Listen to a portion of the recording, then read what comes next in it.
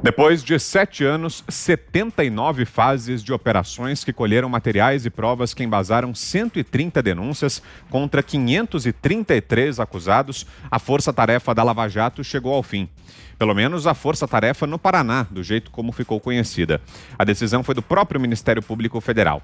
Segundo o MPF, a investigação deflagrada em 2014 continua, mas dentro do Grupo de Atuação Especial de Combate ao Crime Organizado, o GAECO, do MPF no Paraná.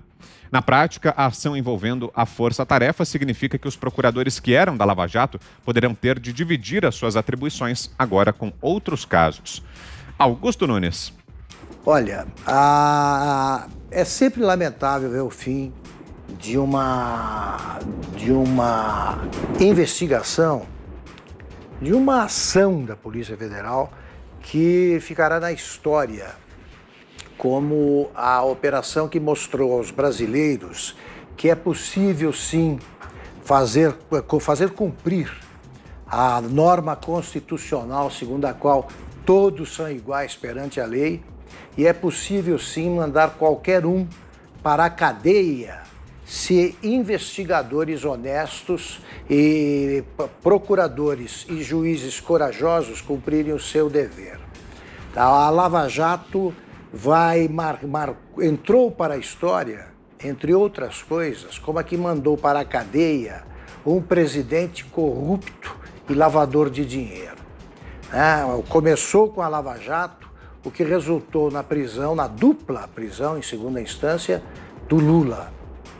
O grande líder popular, ele agora fica marcado para sempre como um bandido comum. O problema dele foi com o Código Penal. Não adianta se apresentar como preso político, nunca foi. Ora, a Lava Jato nasceu para investigar a Petrobras. Descobriu e devassou o Petrolão. Acabou com o maior esquema corrupto de todos os tempos. Nessa investigação, os participantes da Lava Jato descobriram ramificações que levaram à descoberta de bandalheiras em várias áreas do governo. Eu quero saber o que é que vai ser feito disso. Porque só trabalharam contra a Lava Jato os ladrões e seus comparsas, os envolvidos, além dos devotos dos envolvidos, concentrados nos partidos de esquerda, que querem os ladrões em liberdade. Se prenderem todos, acabam, todos os partidos. Isso é o que eu quero saber. Agora, o que fica claro para mim é que o procurador-geral, desde o começo, o sonho dele era acabar com a Lava Jato.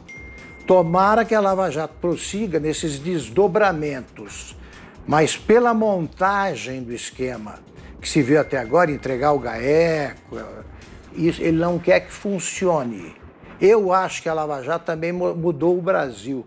O brasileiro passou a entender o que é o cancro da corrupção e ele pode ser removido.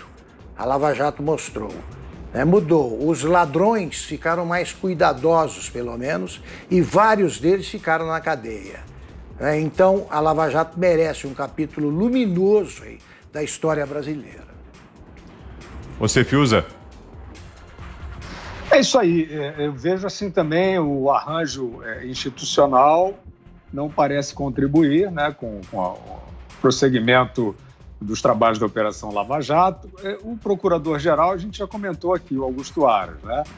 Ele, em termos de posicionamento, de discurso, ele foi, a gente pode dizer, no mínimo hostil a essa operação, que é uma das instituições mais importantes da história do país, história contemporânea do país. De fato, ela deu um banho de justiça no Brasil. E aí eu chego no ponto que eu acho que é o ponto mais importante.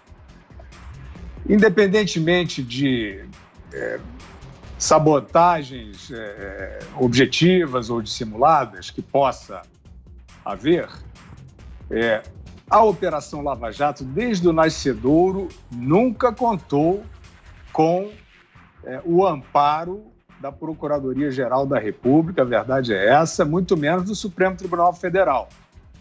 Então, ela foi uma operação que nasceu no ambiente mais adverso possível, dentro do governo do PT, que era um governo, né? Não, eu nem acho que tenha sido montado para isso, né? Eu acho que o início do período do PT teve até uma equipe virtuosa ali, uma transição positiva, presidida pelo ex-ministro Pedro Malan, inclusive, né? Consolidação do Plano Real no início do PT, só para não parecer que isso aqui é um papo de carteirinha partidária.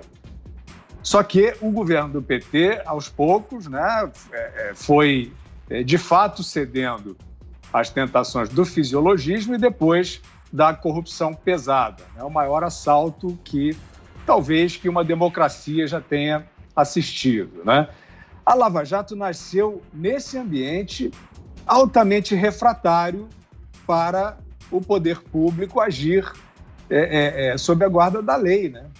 Assim, a Lava Jato, quando ela se iniciou, ela não tinha nada a seu favor, né? Ela tinha, ao contrário, instituições aparelhadas para sancionar esse poder, que era um poder autoritário, que, né, como eu acabei de dizer, foi se tornando um projeto autoritário, acho que não nasceu assim, mas foi se tornando chavista, como foi na Venezuela, né? Você anexa ali a corte, você faz com que a democracia vá sendo comida por dentro com uma casca ali, com uma embalagem de democracia. É assim até hoje. Até hoje o Maduro dá aí uns discursinhos de bondade, né? Ele não se assume como um facínora ditatorial.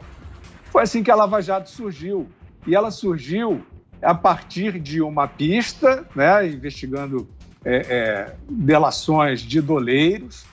Ela levou, com o Instituto da Prisão Preventiva, né, ela levou à prisão tesoureiro do PT quando não havia a prisão após condenação em segunda instância, né, isso é posterior, né, ou seja, 2014, 2015, né, na verdade. E, então, ela tinha tudo contra. E não tinha coisa nenhuma, nunca teve o procurador-geral como seu líder. Aquele Rodrigo Janot tentou faturar isso, mas ele nunca ajudou a Lava Jato, ao contrário, ele atrapalhou. Ele tentava atrapalhar, junto ali com o Supremo. Então, o que eu quero dizer é o seguinte: o Lula é réu em outros 6 processos, que são processos sólidos, maduros, que envolvem tráfico de influência no BNDES, tem vários processos, inquéritos e processos na Lava Jato, envolvendo, por exemplo, a questão da exploração do pré-sal, né? Todos eles não é revisionismo, não é perseguição ao PT. É uma prática sistêmica de corrupção que tem muito material para continuar a ser prospectado e punições para ser feitas. E isto pode acontecer com qualquer arranjo institucional. Na verdade, os agentes do Ministério Público, da Polícia Federal, do Judiciário, da Receita Federal, que souberam se organizar para uma força-tarefa que agiu com autonomia sem precedentes, sem precisar, por exemplo, de clamor da opinião pública, né? Teve momentos que a opinião pública esfriava.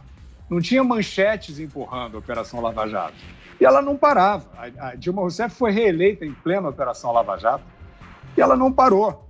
Então, se ainda há gente interessada em usar este repertório imenso de modus operandi, né? de método de operação, e este enorme acervo de dados sobre o crime político no Brasil, nós não temos por que achar que este banho de justiça chegou ao fim.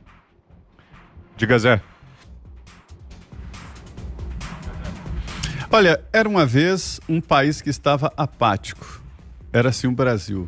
Ninguém acreditava na possibilidade de ter políticos sérios e dizer assim, é o que temos para o jantar. E governado pelo Partido dos Trabalhadores, né? Já depois da reeleição do ex-presidente Lula. E já caminhando para a eleição de Dilma, e imagine a reeleição de Dilma.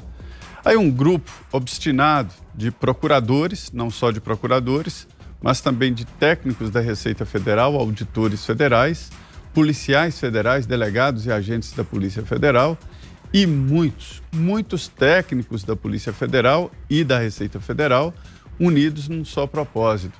Olha, nós precisamos de acabar com esta quadrilha que dominou o país em todos os sentidos. E quando eu digo quadrilha, não é só a quadrilha de políticos, não. É o quadrilhão dos empresários. Esse país chamado Brasil estava desistido, ninguém falava nada. E encontrou apoio num juiz profissional que atendeu os pedidos desses procuradores e policiais federais. Foi assim o início da Lava Jato, que, para investigar doleiros, acabou encontrando uma conexão muito perigosa. Os doleiros se transformaram em reis do dinheiro. Eles é que faziam essa história de trazer o dinheiro para cá, levar para lá, levar para o exterior, no famoso dólar cabo, que eu tive conhecimento na CPI do Banestado, que funciona como relógio e na base da palavra, como no jogo do bicho. Eu te entrego dinheiro aqui e você me entrega o dinheiro do outro lado do mundo. Só que o dinheiro não ia, era só a palavra. Lá existia um profissional do crime para lavar dinheiro que entregava o dinheiro daquele país e ficava com crédito aqui. Quando quisesse voltar o dinheiro físico não vinha. Veja que perfeição de organização criminosa. E aí vem os procuradores, policiais federais. Eu gosto de falar de todo mundo, porque muita gente acha que é só um lado, não é. Procuradores, policiais federais, delegados da Polícia Federal, auditores federais da Receita e um juiz que deu amparo às decisões. E foi assim que começou a Lava Jato. De repente, o Brasil acordou e falou: nós podemos punir corruptos e colocar na cadeia os ricos também, os ricos ladrões. Esses empresários, eles tomaram de assalto e como reféns os políticos bandidos, os políticos de plantão. Eu ouvi gravações que dá a impressão de que deputados e senadores eram empregadinhos desses diretores de empreiteiras que comandavam tudo. Eles ficavam em filas, horas esperando na antessala desses poderosos empresários em busca de dinheiro para financiamento de campanha. Um empresário me disse que quando um político, um integrante do governo fala em financiamento de campanha, isso era a chave, a senha para entrar em corrupção. Justificativa moral, me disse ele, justificativa moral. Foi assim que a Lava Jato acordou o Brasil e fez o Brasil ir para as ruas e transformar o país. A Lava Jato é inesquecível, já está na história como uma mudança de parâmetro, uma mudança de hábitos no Brasil. É assim, e mudou mesmo muita coisa. Agora vem o outro lado. Eu aprendi, através de um livro que eu li sobre inveja, o Tratado sobre a Inveja, de que a inveja interferiu em destinos da humanidade. Lá está, inclusive, de que, na verdade, o Judas, quando traiu Jesus, não foi pelos 30 dinheiros que ele jogou no chão, jogou fora, foi pela inveja, tinha inveja do brilhantismo de Jesus, das pregações. E também outros, Galileu Galilei, que, na verdade, quando ele disse que o movimento dos astros era previsível, aí prenderam não porque ele blasfemou, que ele foi contra a igreja, mas porque o clero tinha inveja da inteligência do Galileu. Assim por diante. E aí eu vi claramente a inveja escorrendo pelos cantos das bocas aqui em Brasília. Chegava no Supremo, Gilmar Mendes, não sei, aquele bando de garotos lá de Curitiba, o outro, aquela corte especial de Curitiba, todo mundo com inveja do trabalho deles, um trabalho organizado, indo a fundo, delações premiadas. Não foram condenações por ouvir dizer, foram condenações com base em documentos, extratos, investigações e dinheiro vivo, muito dinheiro vivo. Foi devolvido dinheiro, ninguém devolve dinheiro que não roubou, seria a volta dos que não foram, né? E houve a comprovação de vários crimes. Certo, a gente fala muito do ex-presidente Lula, mas não foi só. Outros ex-presidentes de partidos, pessoas poderosas, e não esqueçamos dos diretores das construtoras, homens poderosos que colocaram de joelhos um país inteiro, os corruptos de plantão, e um Congresso Nacional inteiro. Tinha maioria, funcionava melhor do que partido político. Era assim que era antes da Lava Jato. A Lava Jato não acaba porque criou o que eu chamo de franquias, né? Vários estados existem integrantes do Ministério Público, abnegados ali trabalhando e também que sofrem inveja, tentando mostrar que a justiça pode ser feita não só contra pobres, mas contra todos que roubam e que roubam o dinheiro público. Então a Lava Jato não acabou porque existe um grande arquivo, existe uma grande experiência e um grande sentido de trabalho criado naquele grupo de Curitiba. E acabou o nome, mas continua assim.